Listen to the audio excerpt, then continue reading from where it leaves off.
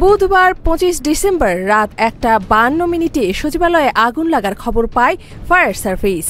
সচিবালয়ে অবস্থিত ফায়ার সার্ভিসের ইউনিটটি আগুন নিয়ন্ত্রণে আনার চেষ্টা করে রাত ১:৫৪ থেকে। আগুনের তীব্রতা বেড়ে গেলে একে একে ১৯টি ইউনিট ঘটনাস্থলে পৌঁছে। শুরুতে আগুন নিয়ন্ত্রণের জন্য ৮টি ইউনিট কাজ করলেও পরে আরও ১১টি ইউনিট সংযুক্ত হয়। সচিবালয়ের ৭ নম্বর ভবনের ষষ্ঠ, সপ্তম, অষ্টম ও নবম তলায় ছড়িয়ে পড়ে আগুন। প্রশাসনের প্রাণকেন্দ্র বাংলাদেশ সচিবালয়ের ৭ নম্বর ভবনে আগুনের ঘটনা স্বাভাবিক নয়, বরং একটি পরিকল্পিত ষড়যন্ত্র হতে পারে বলে সন্দেহ প্রকাশ করছে এবি পার্টির নেতা মঞ্জুর ইসলাম মঞ্জুর। আপনারা জানেন যে ঘটনাটা ঘটেছে, এটা খুবই ন্যাক্কারজনক এবং ইতিহাসের আমাদের উল্লেখ করার মতো কোনো কঠিন স্মৃতি নাই। আমরা সচিবালয় পরিদর্শনে এসে জানতে পেরেছি যে সরকারের পক্ষ থেকে অতিরিক্ত সচিব জনাব খালেদ রহিমকে আহ্বায়ক করে একটা উচ্চ পর্যায়ের কমিটি করা হয়েছে। এর বাইরে স্থানীয় সরকার বিভাগের পক্ষ থেকে একটা কমিটি করা হয়েছে, তদন্ত কমিটি।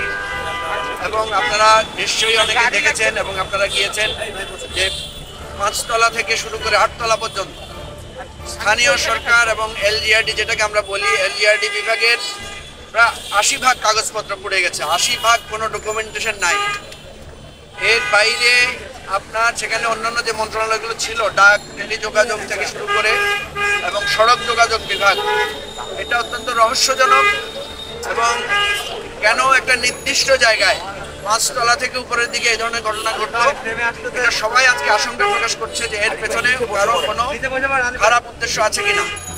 আমরা যেহেতু একটা দায়িত্বশীল রাজনৈতিক দল, আমরা যে কোনো কিছু তদন্তের ছাড়া বলতে চাই না, কিন্তু অপরাপর ঘটনা সার্বিক পরিস্থিতি থেকে যেটা বোঝা যাচ্ছে যে এটার পেছনে কোনো স্যাবোটাজ, কোনো ষড়যন্ত্র থাকতে পারে। ইতিমধ্যে আমরা দেখেছি কয়েকজন উপদেষ্টা এটা বলেছেন যে তাদের মন্ত্রণালয়ে তারা অনেক বড় বড় দুর্নীতির কাগজপত্র পেয়েছিলেন, নথিপত্র পেয়েছিলেন। আশঙ্কা করছেন তারা যে সমস্ত দুর্নীতির কাগজপত্র গায়েব করে দেওয়ার জন্য বা নস্যাৎ করে দেওয়ার জন্য, ধূলিসাৎ করার জন্য এই ধরনের ঘটনা ঘটানো হয়েছে।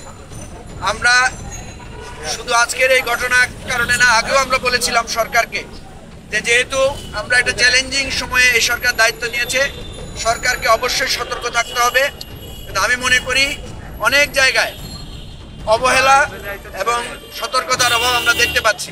বিশেষ করে আপনারা জানেন যে কতগুলো ঘটনা ঘটেছে, এই যে আমরা কিছুদিন আগে দেখলাম তবলিগের সেখানেও ঘটনা ঘটেছে। কিছুদিন আগে এই জায়গাতেই কিন্তু আপনার আনসাররা এসেছিল এবং ছাত্ররা একদিন আমরা দেখেছি ইন্টারমিডিয়েটের ছাত্ররা সচিবালয়ের ভিতরে ঢুকে পড়েছে। এ দ্বারা দেখা যায় যে সরকারের নিয়ন্ত্রণ ব্যবস্থা এবং কলেজগুলো, দুটো কলেজের যে মারামারি হয়েছিল আপনারা দেখেছেন। আমরা এটার ব্যাপারেও বলেছিলাম যে কোনো গোয়েন্দা তথ্য সরকারের কাছে কেন থাকে না। এখানে গোয়েন্দা বিভাগগুলোর বিরাট বিপর্যয়, ব্যর্থতা রয়েছে। অনেকে আশঙ্কা করছেন যে এর পেছনে পূর্ববর্তী যারা বিভিন্নভাবে ক্ষমতায় আছেন, পূর্ববর্তী সরকারের লেসপেন্সার, তাদের হাত থাকতে পারে।